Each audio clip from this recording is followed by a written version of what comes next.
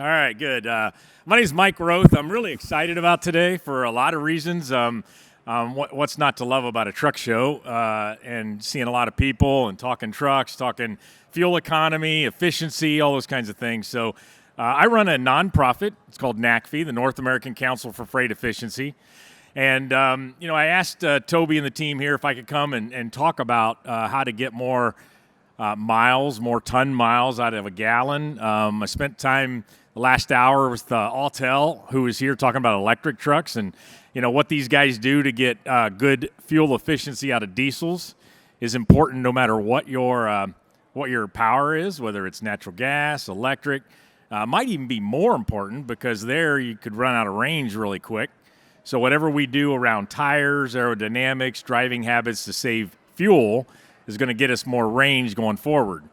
But enough about that. We don't drive a lot of electric trucks or hydrogen trucks right now. It's all about diesel. So what I want to chat through is how you get to high fuel efficiency of these tractor trailers.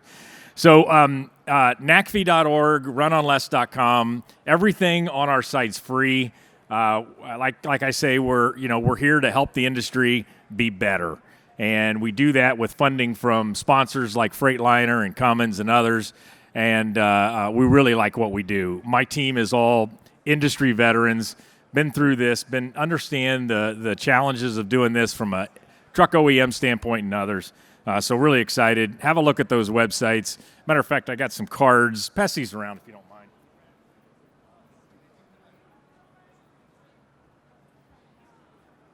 mind. So a number of years ago, we had an idea.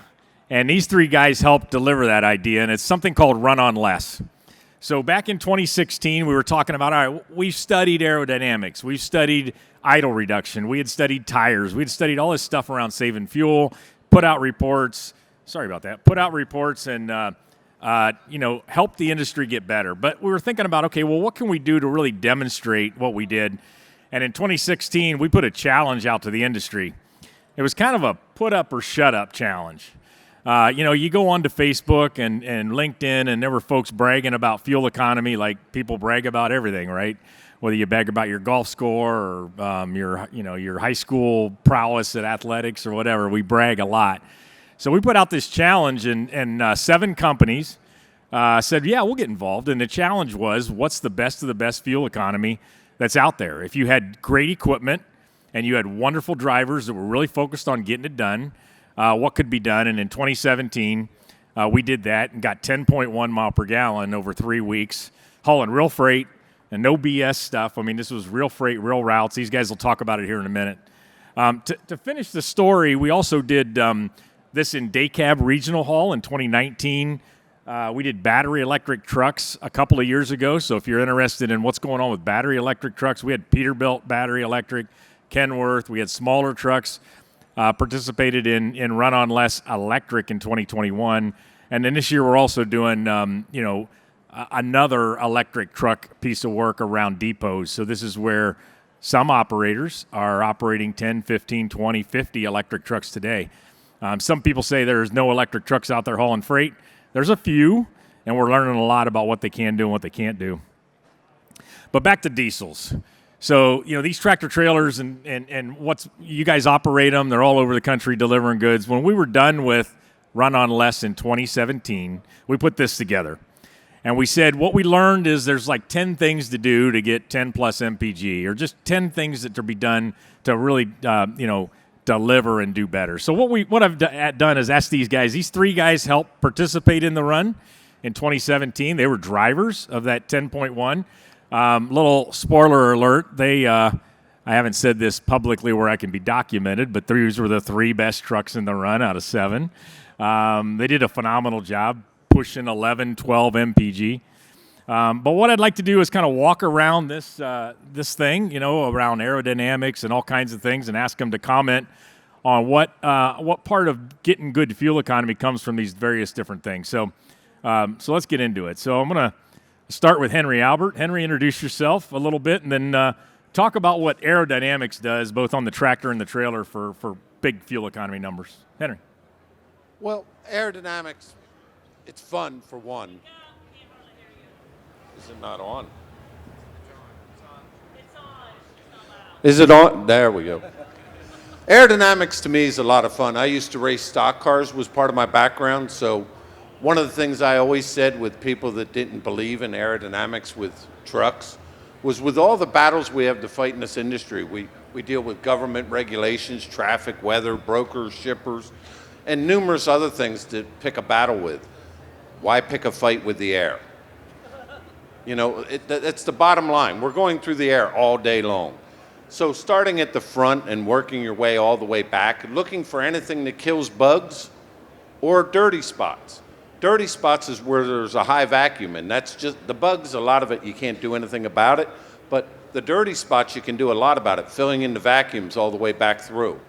Through that, you can yield quite a bit of extra fuel mileage. In fact, I'd say it's close to 15%. I just did a deal with a gentleman. He was saying to me, how does all that aerodynamic, and he had another word at the end of that, work? And he was in a totally non-aerodynamic truck, and we were on a hill. It's 3 o'clock in the morning. I said, get up next to me. We both left off the throttle. We had about the same load, and I just rolled right away from him. And he's like, wow, that made that much difference. And it opened up his eyes to the aerodynamic portion of it. Yeah, there's a lot of, even aerodynamic testing, there's a thing called coast down, where they do exactly that. You know, they just take the truck and let, you know, get off the throttle and let it coast, and maybe goes, I don't know, 200-300 feet.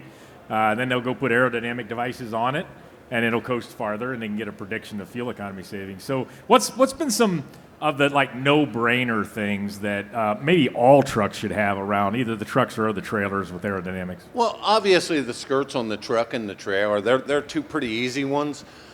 There's some different theories on the skirts on the trailer. I believe in them being mounted straight with the sides of it.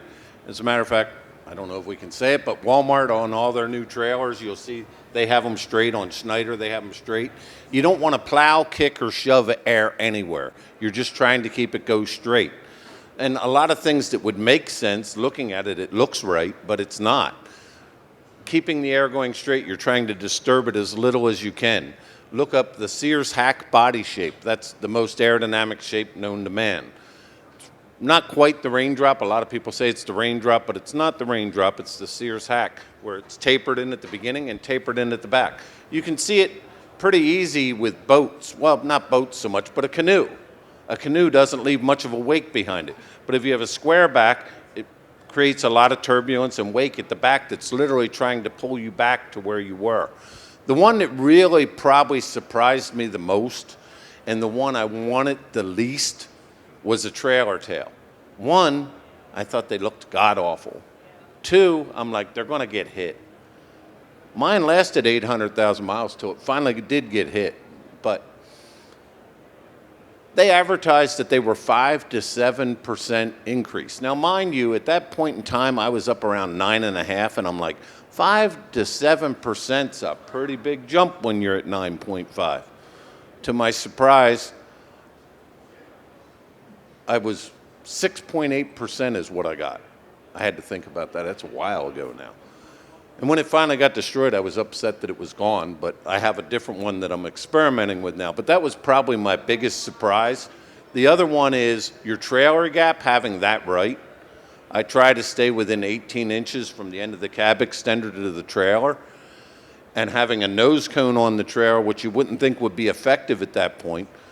But you can see its effect because the back of my cab no longer gets dirty. That means it's a high vacuum area if it gets dirty. I think that's a couple of the ones that get overlooked. Trailer gap and how you close the air is just as important as how you opened it up at the front. But I do believe in starting at the front and working your way to the back, because you can't. Yeah, so there's opportunity in the front, on the sides, and at the back. I remember Clark called me during the run in 2017, and he said, "Oh my God, Mike, my numbers are going to go south tomorrow." And I go, "What do you mean?" He says, "Well, I'm dropping a really good aerodynamic trailer, and I happen to have to pick up, you know, a non-aerodynamic tractor, and you're going to see it in the numbers." And of course, we did. So, yeah. Any other comments on aero, real quick? On that notion, and the one that paying attention to little things, and I remember when they did the evolution with Freightliner. I remember I was out there with my truck, and they were making fun of me because I moved my trailer license plate to do better on fuel. It turns out the trailer license plate costs you somewhere between $400 and $700 a year to have it mounted below the taillights. And that was with fuel at $3 a gallon. They did computational fluid dynamics on it after they were done making fun of me, but then they were like, well, no, now it's an option on most of the trailer manufacturers to have the license plate mounted up on the rear buck plate. Thanks, Henry. So Henry's owner-operator, runs his own business, has his own trailer and truck. Next, we're going to go to Joel Morrow, and during the run, Joel was with Ploger, and he can tell you a little bit more about what he's doing today. But Joel, let's talk about the powertrain. So, having the right axle configuration for the kind of loads and work you're doing, as well as, downsped and AMTs and all that. Kind of, how does that help with fuel economy? So, just like we have exponential increases in fuel usage when we don't have aerodynamics, the same thing happens with mechanical drag in the engine, and we refer to this as piston speed. We want to slow the piston speed down versus our road speed, so we have less piston strokes per mile traveled. That's less drag, it's better fuel efficiency. What we're also finding out, in addition to the fuel efficiency, is that lower piston speed really helps us to hold heat in the combustion process and in the emission system. And a lot of the downsped trucks that I work with with some of the fleets that I consult with, it has really helped to reduce emission system problems, almost to the point where it's almost outweighing the actual fuel efficiency benefit of it. I mean, the fuel efficiency is pretty stellar, but the reduction in maintenance costs to go along with it really makes the new downsped powertrains kind of a no-brainer for overall efficiency. I've been working with some new gearing in the Volvo iTorque spec that we are looking at having 2 and even 3 gears available at highway speeds, meaning we have direct drive, we have overdrive, direct drive, and underdrive available at speeds from 65 to 85 mile an hour. And this allows us to adapt that engine piston speed to the loads that we're hauling, to the terrain that we're driving on. And it really has an impact on the fuel efficiency. And it makes for a better driving experience. You have performance when you need it. When you're pulling hard and power demand's high, a little extra RPM doesn't necessarily hurt you because you have that extra heat going on in the system. When you're very light, maybe you've got a 10,000 pound load on and you're, running across northern Indiana, relatively flat, then we can really lay the RPM down. In the case of the trucks that I'm running, it's sub 1,000.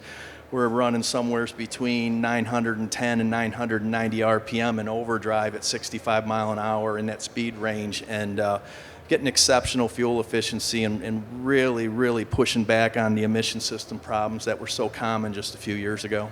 So, traditionally, when you worked on powertrain, it was kind of like when you spec'd it, that's what you got, right? So you would do a gear ratio, axle ratios, and you kind of had it. Are you now saying that these are adaptable trucks? That's exactly right. So it used to be you would spec a truck for each individual operation that was out there, and when you aggressively downspeed, it really opens up the adaptability of that truck to whatever job you're doing. So you no longer have to spec a truck that's going to run short regional with a specific powertrain and engine displacement and then something else to run over the road.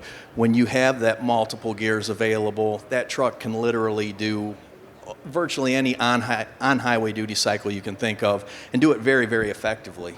And what is so from like AMTs to the early downsped to where we are now and so forth, what do drivers think of all this?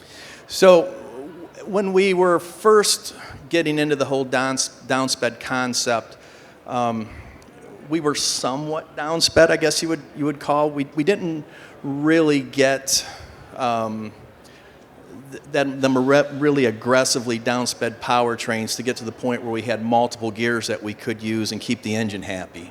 And now that we've gotten past the point of, 279, 264 was very, very common, and now we're looking at 2.16 and maybe even 2.05 with an overdrive, and that really opens up the number of gears available at highway speed to really increase that versatility, and it really helps with driver satisfaction. A simple downshift, and you have an extra 100 horsepower. And they have very deep reduction in these transmissions. So starting heavy loads, getting out of below grade docks, starting in slippery conditions is a lot easier too with that deeper reduction in the transmission. Great. Anything else you'd add to this? I mean, is there, is this for everybody or just some? Or Well, I think the newer drivetrains, they're going to apply across the board, really, I think. Even the shorter regional applications, I think these are going to apply definitely for your long haul guys that are running various speeds. You come out of California at 55, you jump into Nevada at 75. These are great powertrains for that because you can run in direct or over and really optimize for each state that you're in. I really see these working well too in the shorter regional applications just because we have all that choice and versatility in what gear that we're actually running in to really hit the sweet spot in the engine, so to speak. Okay, my last one is like 6x2s, lift axles, 6x4s. What's all going on there? And maybe all of you chime in on this one. So 6x2 is kind of near and dear to my heart. That's what I learned on. My dad actually had one back in 1968 in an International 4070 cab over. And, about the time I started driving in the early 80s, we had it in the yard. It was kind of like a yard truck. And I didn't know that there was actually a difference between a 6x2 and a 6, but they all looked the same to me. And so, I just kind of got used to it right off the bat and, gradually learned that, okay, there is a difference and really got into the efficiency part of it. Significant fuel savings.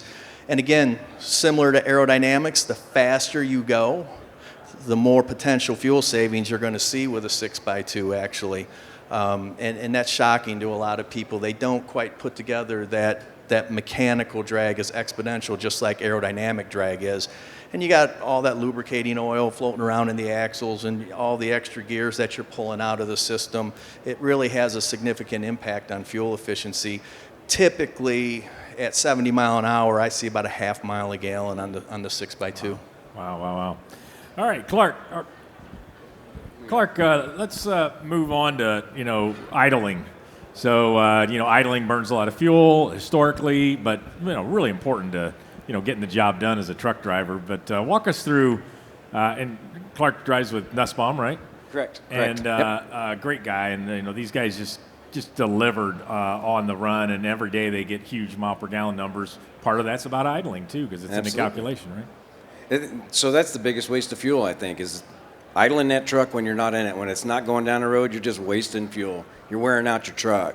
So the key is getting the right technology on your truck to not have to idle your truck.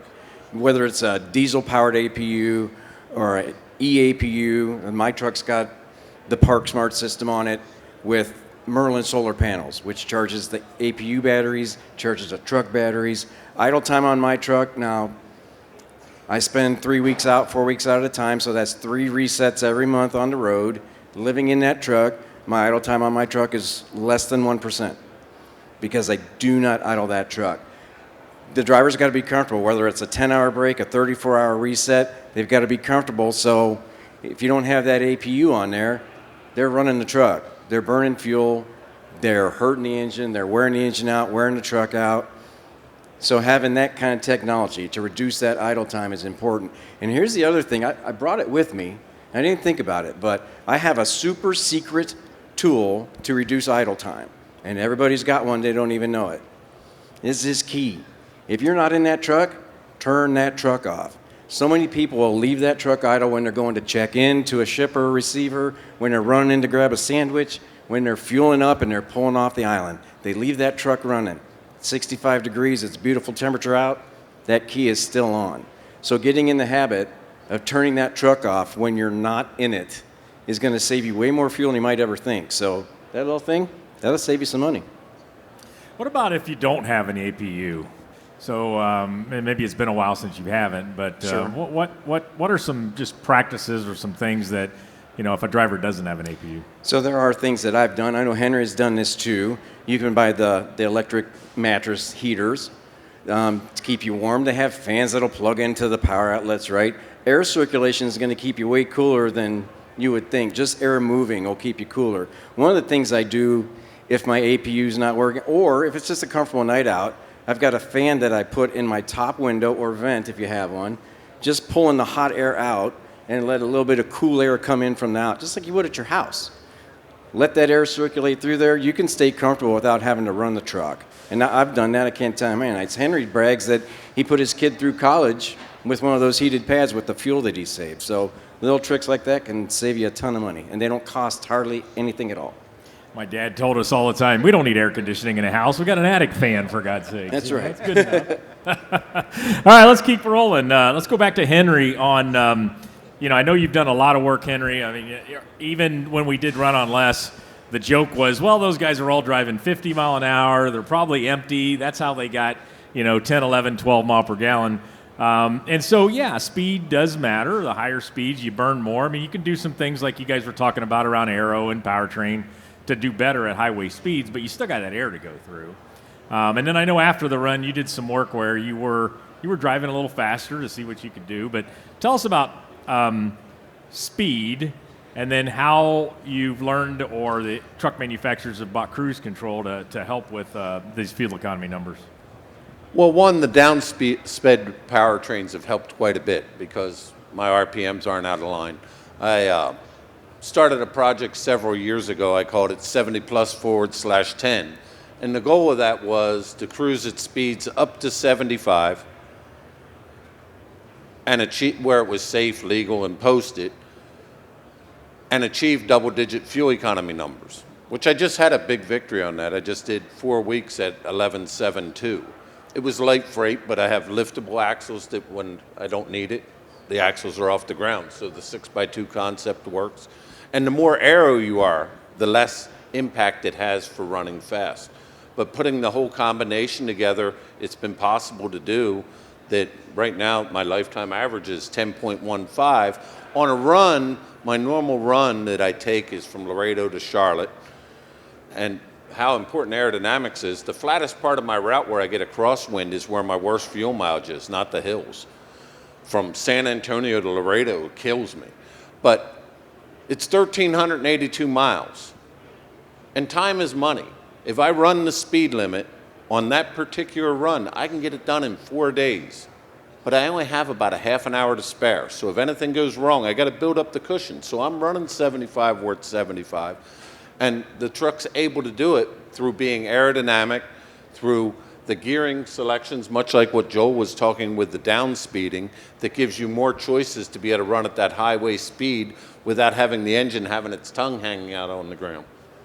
Yeah, I remember, some other times where I was talking to you guys about, how you do this. I mean, Henry told me one thing kind of funny. He said in the 3 weeks of the run in 2017, he said it was really frustrating because I never washed my truck.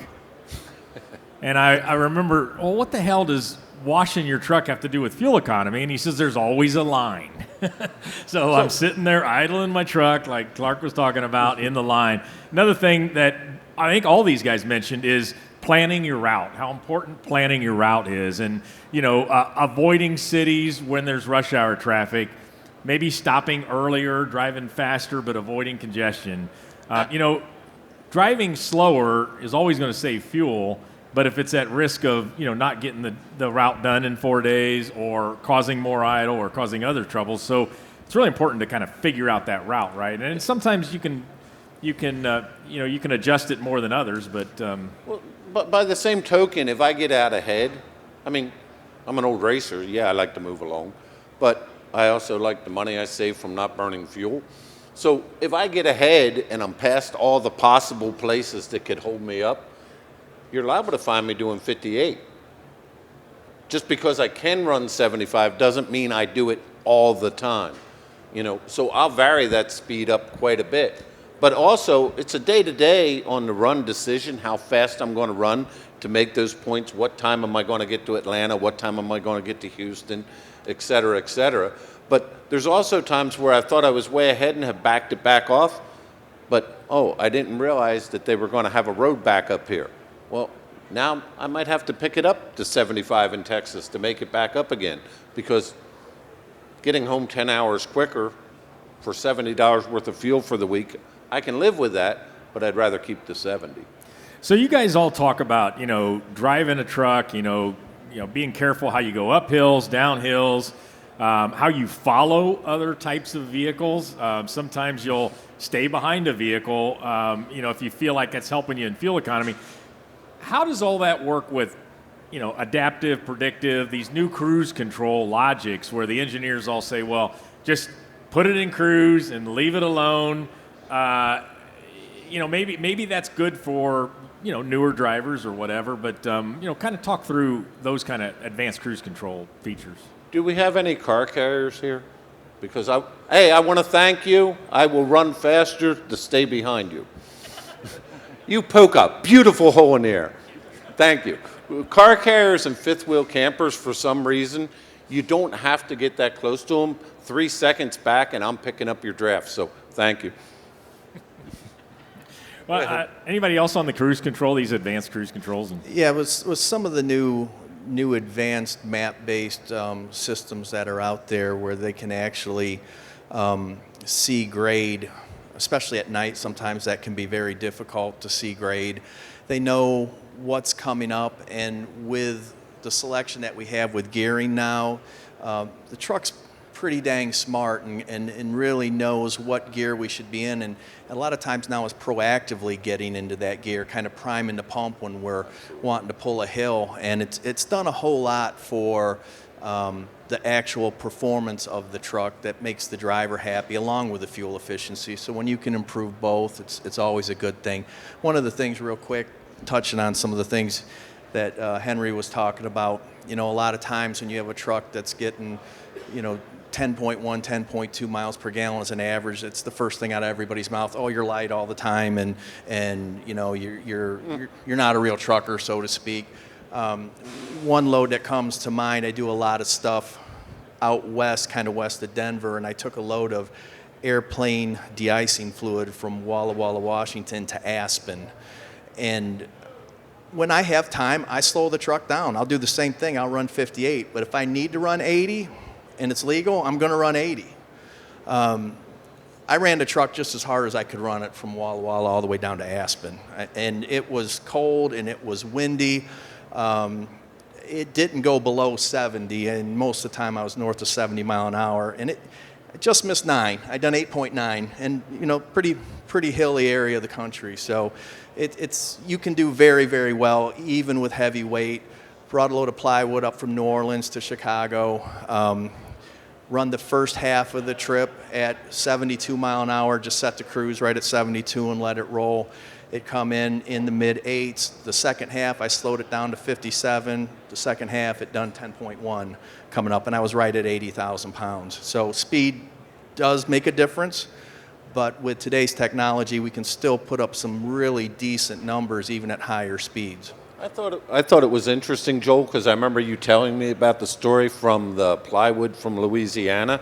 It seems as though there was another truck running with you part of that way that might have learned a few things. So we had a traditionally geared tanker, and we were right about the same weight, about 100 more horsepower than what I had. And there's one big hill there in southern Illinois that we were coming up, and I was able to walk away from that truck just because I was actually running an underdrive with torque multiplication. Even though I had 100 horsepower less, I was multiplying torque in that transmission and was able to walk right away from that truck pulling that grade. So, the performance is there, the fuel efficiency is there, the driver satisfaction's there, and that's what today's downsped powertrains offer.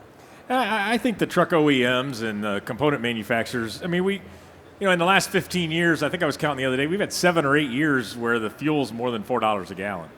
We've got a long time where we're seriously paying a lot of money for fuel, right? So it's not rocket science, it's second grade math. 4 mile per gallon, 7 mile per gallon, $4 per gallon, 100,000 miles is $60,000+ a year. You save 1%, it's a lot of money. Yeah, well, I was just talking to a gentleman this morning who was just at 6.1 and I'm at 10.1. Doing a very similar duty cycle.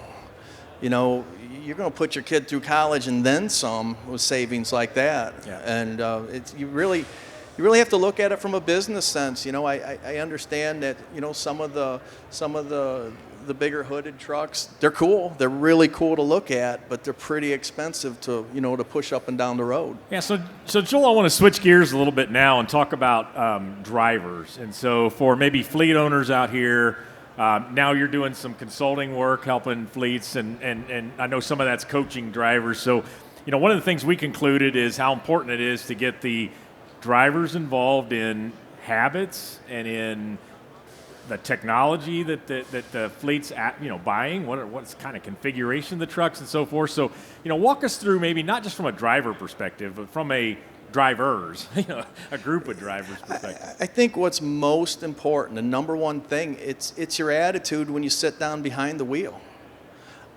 If you have the attitude, I'm going to get this done, you're going to get it done. And if you have the attitude when you sit down behind the wheel, oh, this isn't possible, it's not going to happen.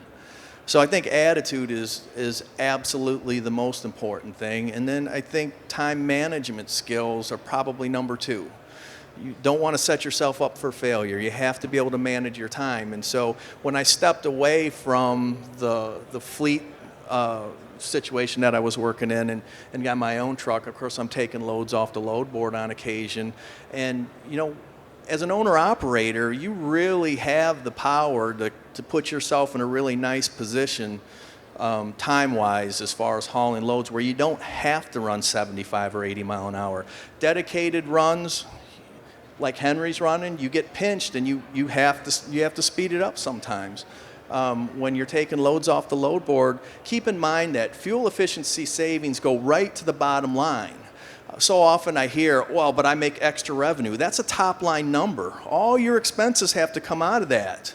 And most people don't see that. They just say, oh, look, I made an extra $10,000 this month. But take all your expenses out of that and how much did you make? Your fuel savings go right to the bottom line. And that's pretty powerful once you start to understand that. It makes that argument harder to make that, oh, I'm going to make all this extra revenue. And you will.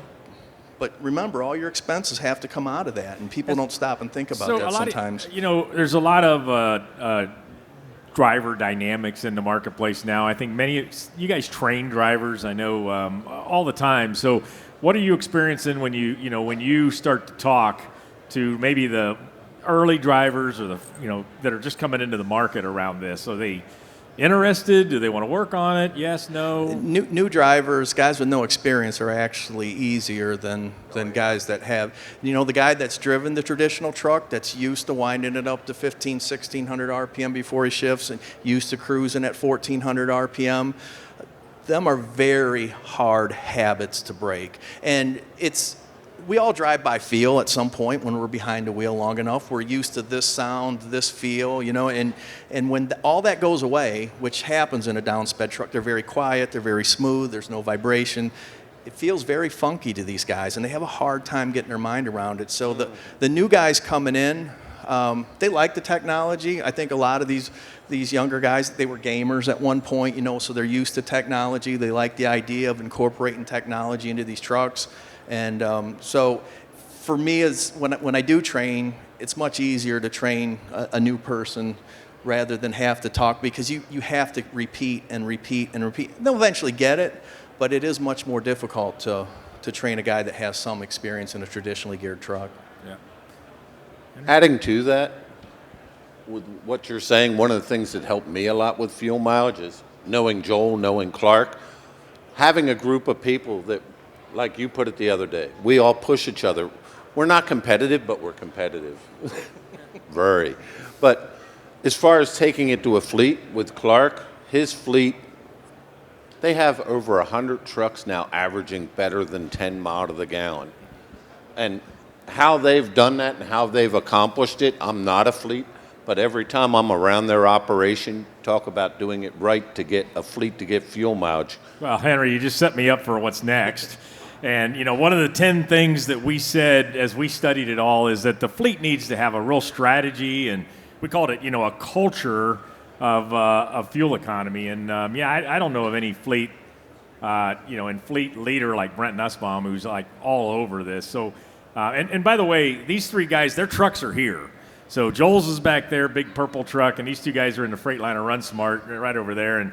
And Clark's got or cameras instead of mirrors on his truck. I think Nussbaum's got maybe 50 of those. Or something I think we got 15 of them right now. They're getting more. Yep. Yeah. So Yep. tell us about the culture there that gets these higher numbers like Henry's talking about.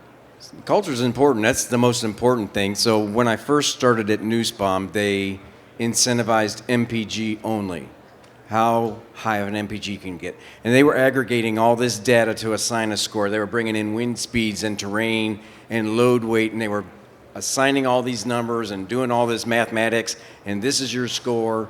The problem with that is if you have a couple bad days because the winds are fighting you, because you've got heavy loads, all a driver sees is that MPG number. They're not thinking about, oh man, the wind was hitting me crossways today. That really drew my numbers down. They're not thinking about that. They're thinking that MPG number translates into money to me, and when that number drops, I'm losing money.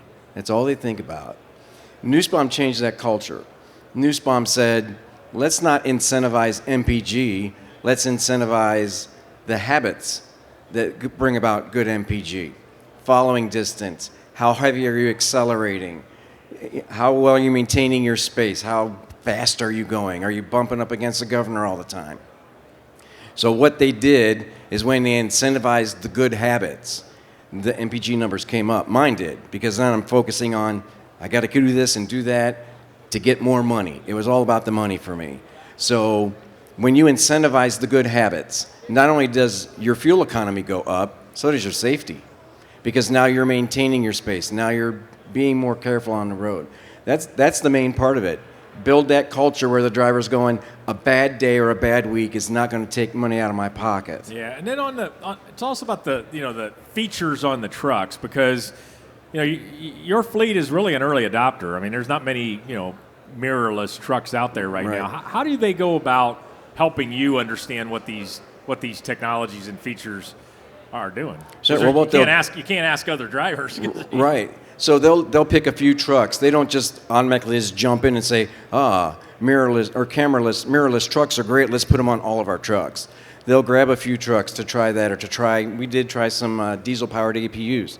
They'll grab a few trucks and they'll do their testing. They'll do their due diligence to make sure this is a good technology. This doesn't necessarily work out. Just like the solar panels. They tried them on a few trucks. They realized not only are we saving fuel, but our battery life is greatly extended. You got to do your due diligence on it, and once it does work, then you have to decide, does this really make sense for us economically, or is this just something a pipe dream? It looks good, but it doesn't really work. So that's what they're doing right now with the mirror eye system.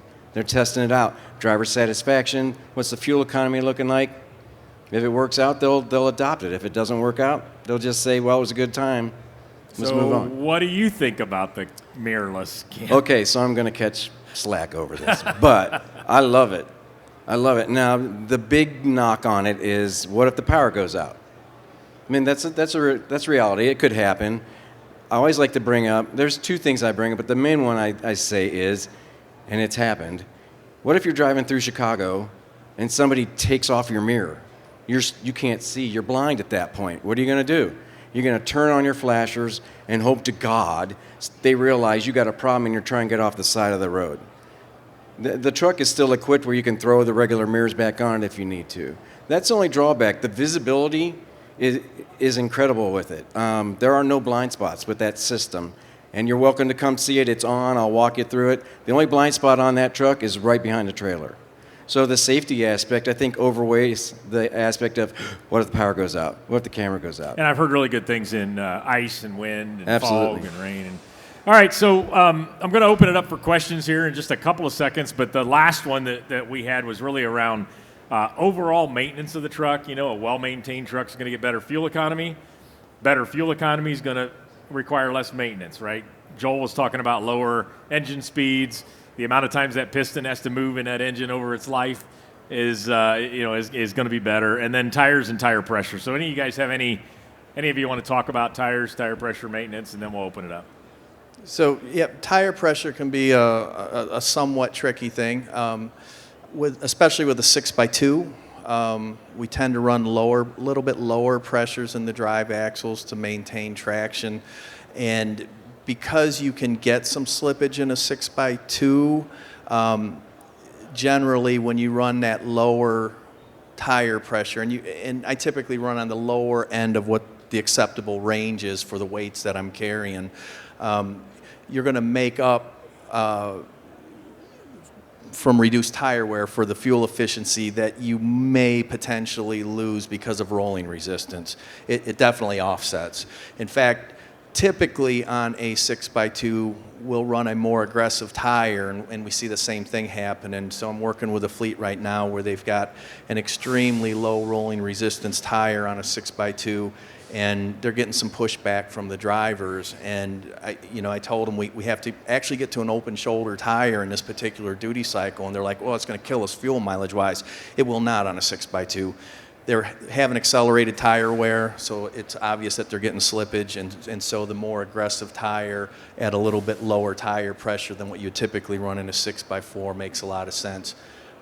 In regard just to fuel efficiency overall, the better your fuel efficiency is, the less likelihood you're going to have emission system problems. And I know owner-operators, they really, really need to keep that in mind. Some guys have an attitude, I'm getting 5 and that's all I can get. Expect that you're going to have some emission system problems at 5 miles a gallon. Some guys say, well, I run heavy load, so I don't care. It's, it is what it is. So add that emission system maintenance or potential downtime into that equation. And then even though you're running heavy, you really got to start to think about that, because we're really finding out in the real world that these downsped powertrains, especially when you aggressively downspeed them, it is significantly reducing just emissions period. And then obviously we're holding more heat in that emission system. The emission system works better when it's hot, and it is really reducing the issues that we used to see with emission systems. Great. So what questions? Anybody have any questions? Just hold your hand up and then yell it up and yell it out, and we'll try to do our best.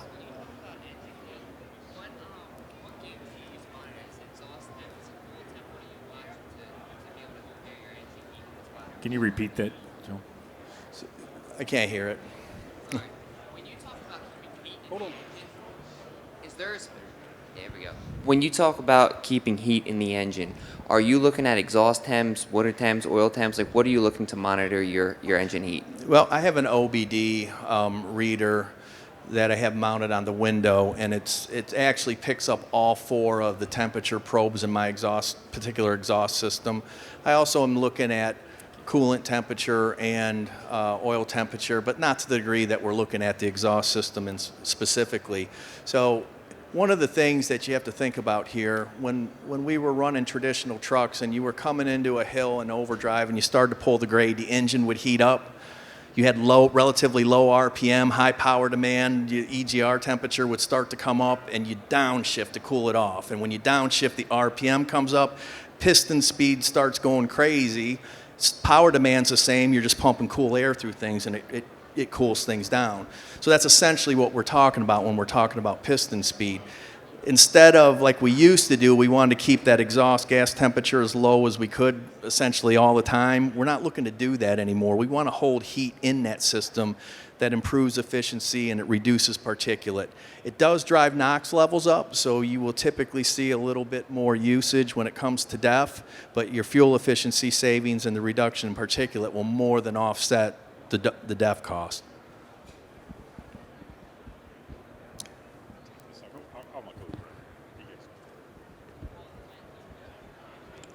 Hi, full transparency, I'm with Shell Rotella.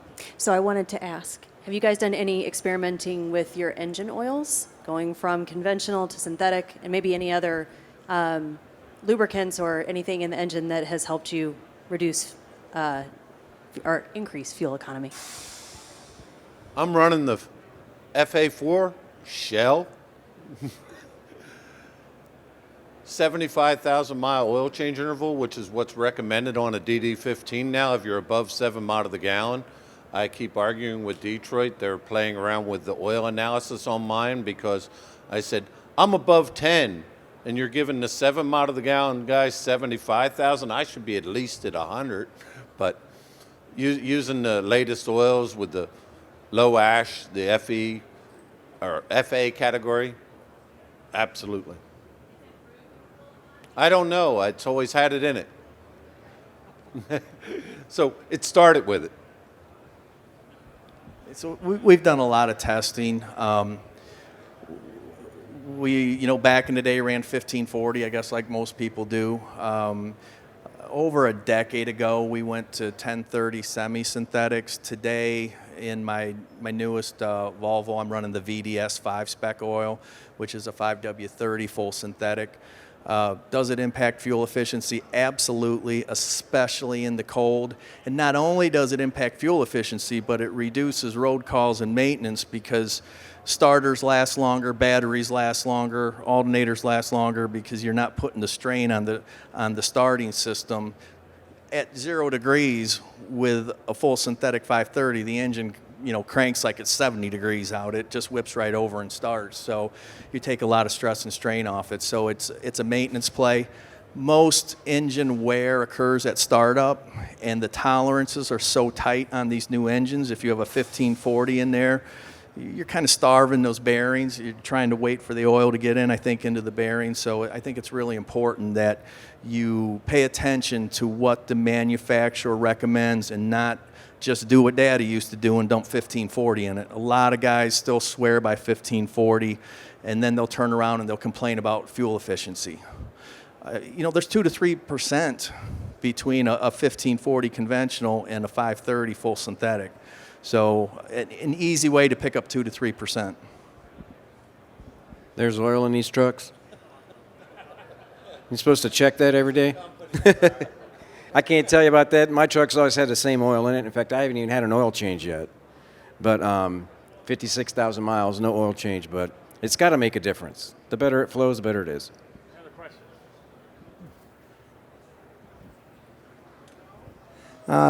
Hi. Jaime Herrera with Gamer in El Paso. We run about 120 trucks over the road. A few years back, I went and followed Mesilla Valley Trucking's idea of doing the 6x2, full aero and all that stuff. We run a lot to the Midwest, so you go through Abilene up to Wichita Falls and up Oklahoma. Believe it or not, in about 18 months, we had about 12 accidents with the Freightliner Cascadia going to the left. These were super singles, tag axles, 6x2s, automatics, all of them. The 126, the SP 126. And they would all go, when rain came down, to the left. So we got rid of the 6x2, went back to duals and 6x4s. Well, I don't know what would cause that. I can give you my experience. I ran 6x2s that's what my truck had on it for years. Never got stuck, never had that happen.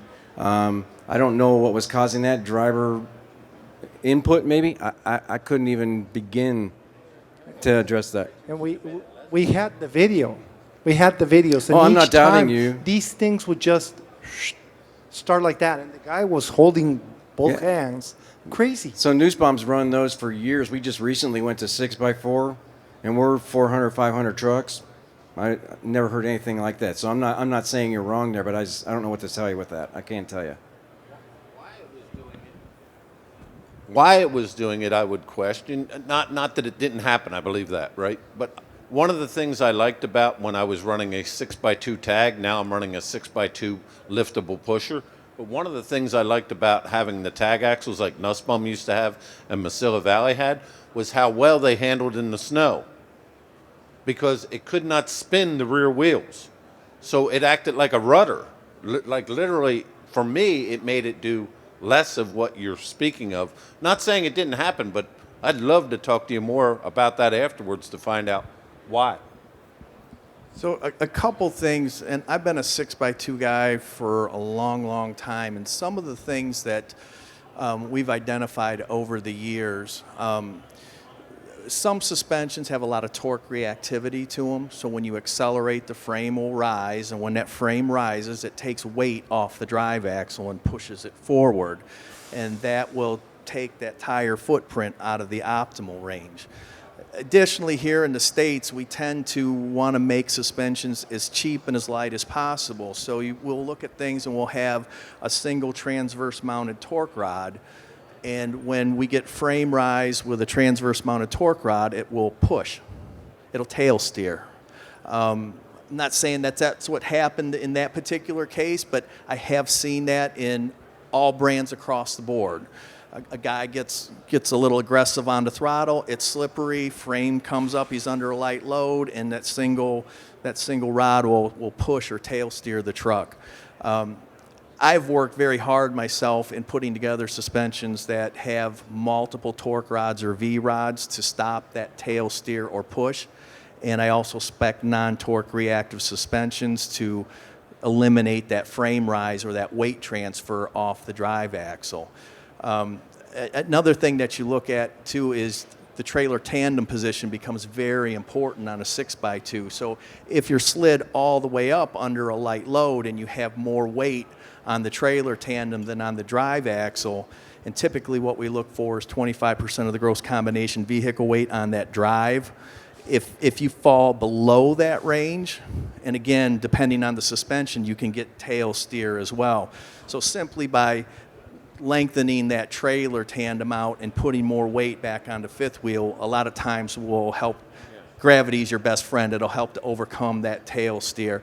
So when we have shorter fairings on the trailer and we tell the drivers, let's slide them up tight to get the aerodynamic benefit, and we're on a 6x2, we got to be careful with that because we can actually unload that and get into that situation where we have frame rise and push at the same time. So there are some things, and that's not anything that's unique to Freightliner by any means. That can apply across the board depending on the suspension type. Well, we're out of time. Thank you all for coming, and let's thank these guys for sharing their knowledge and insights. Thanks.